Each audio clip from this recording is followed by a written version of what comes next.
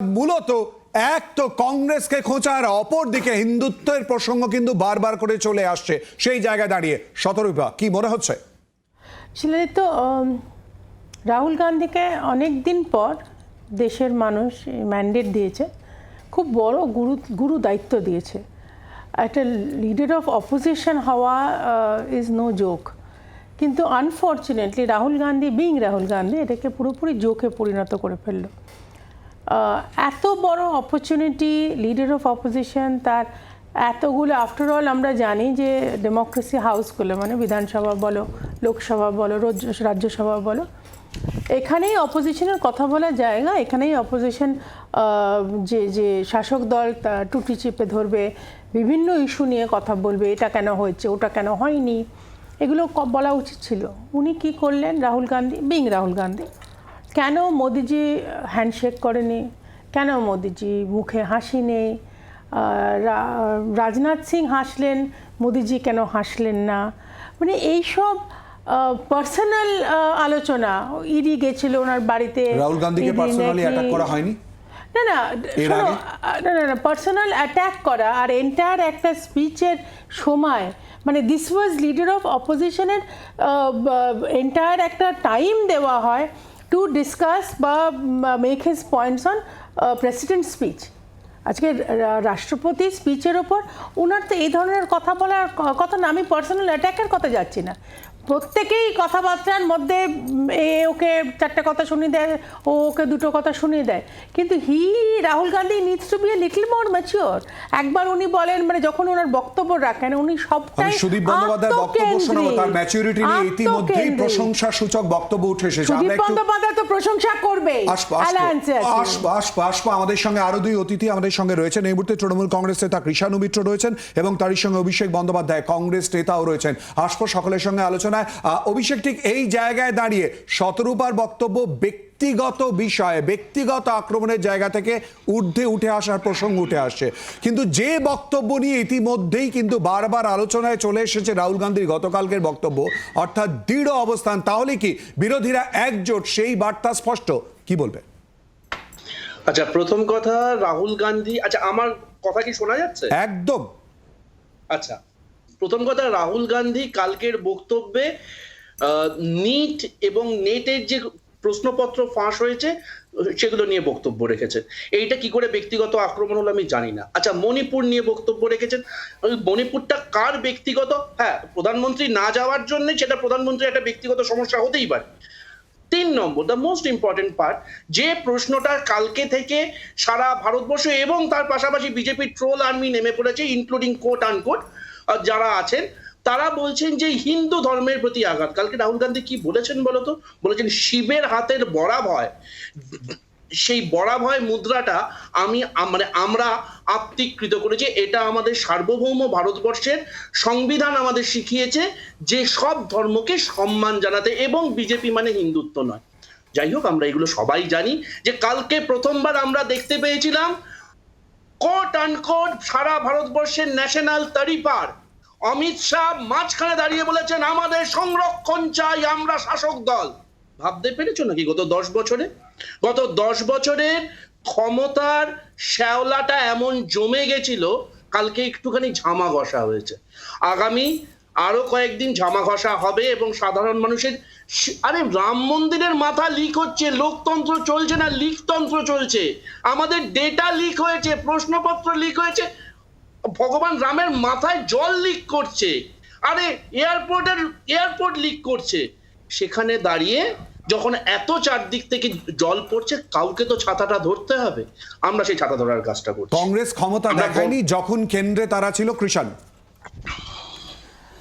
দেখো, প্রথম কথা হচ্ছে যে নিশ্চয়ই কংগ্রেসের ইতিহাস নিয়ে অনেক চর্চা করা যেতেই পারে, কিন্তু যদি 77 সাল বা 75 থেকে 77 সালের এমার্জেন্সি কংগ্রেসের ইতিহাসের একটা কালো অধ্যায়, তো সেই একইভাবে বিগত 10 বছর 2014 থেকে 24 যেভাবে ভারতবর্ষের বিজেপির আমলে গণতন্ত্র ভুলুণ্ঠিত হয়েছে, এটাও একটা কালো অধ্যায় এবং এর জবাবদিহি বিজেপিকে করতে হবে। আজকে খুব ভালো লাগলো যে শতরূপা বলার সময় বলল রাহুল গান্ধী ম্যান্ডেট পেয়েছে। রাহুল গান্ধী ইন্ডিয়া জোটের নেতা, তিনি ম্যান্ডেট পেয়েছেন, এটাই তো আমরা বলছিলাম। বিজেপির স্বীকৃতিটা ভালো লাগলো, কিন্তু ম্যান্ডেট পেয়ে হলোটা কি? আমরা দেখেছিলাম বিরোধী দলের নেতার তকমার জন্য 10% মিনিমাম আসন পেতে হয়, তবে তিনি বিরোধী দলের নেতার স্বীকৃতি পান। সেটা বিজেপি দুবার দেয়নি, এবার কংগ্রেসের 100 আসন তাই দিতে বাধ্য হয়েছে। কিন্তু প্রোটেম স্পিকার সব থেকে সিনিয়র মোস্ট এমপিকে করা হয়।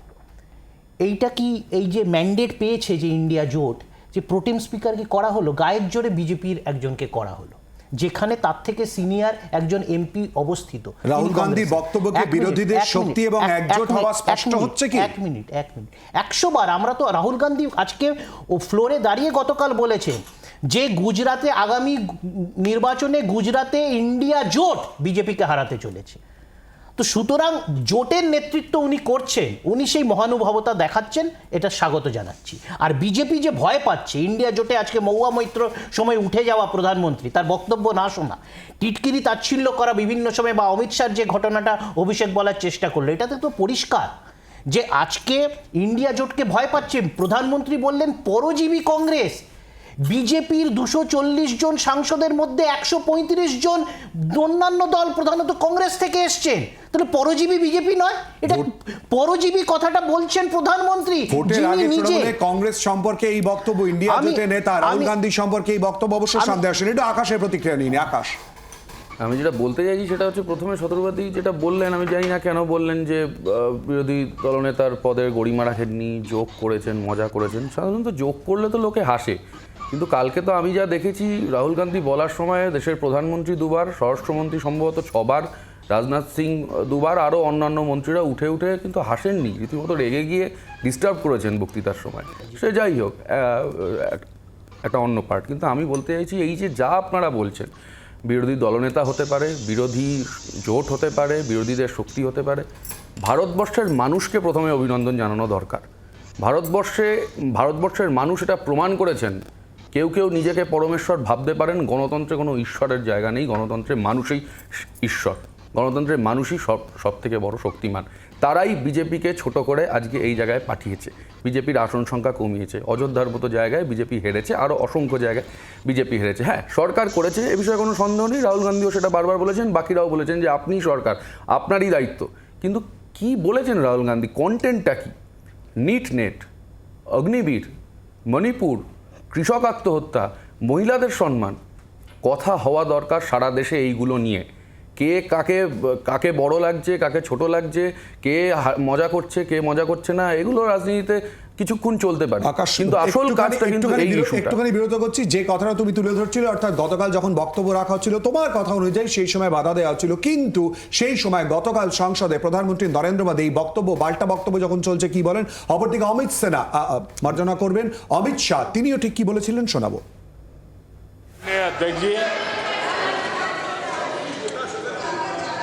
लोकतंत्र ने और संविधान ने मुझे सिखाया है कि मुझे विपक्ष के नेता को गंभीरता से लेना चाहिए। विपक्ष के नेताजी ने कैटेगोरिकली कहा है कि जो अपने आप को हिंदू कहते हैं वो हिंसा करते हैं। हिंसा की भावना को किसी धर्म के साथ जोड़ना, और इस सदन में और संवैधानिक पद पर बैठे हुए व्यक्ति ने, मैं मानता हूं मान्यवर, उन्होंने इसकी माफी मांगनी चाहिए।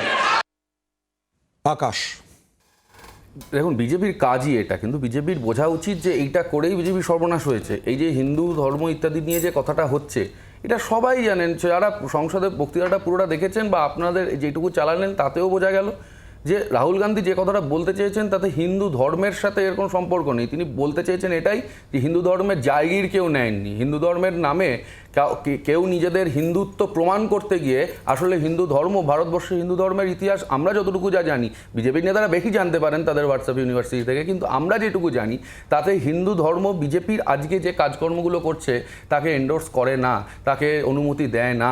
ভারতবর্ষের হিন্দুর মানুষ বেশিরভাগ সংখ্যায়, সেই ভারতবর্ষেই সহনশীলতার ভারত, সেই ভারতবর্ষেই সবাইকে নিয়ে চলার শিক্ষা দিয়েছে।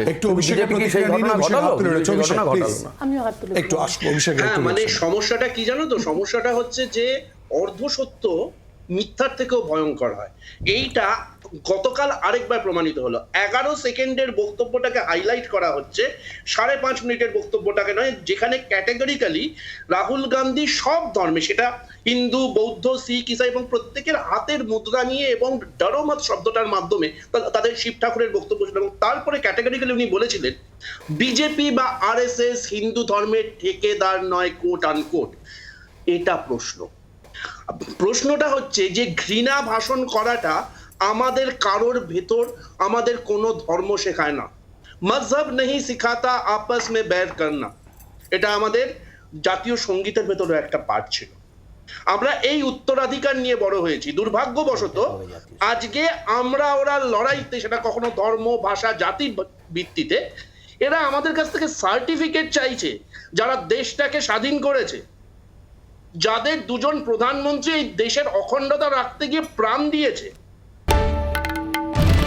বাংলার আওয়াজ, বাঙালির আবেগ, জি 24 ঘন্টা।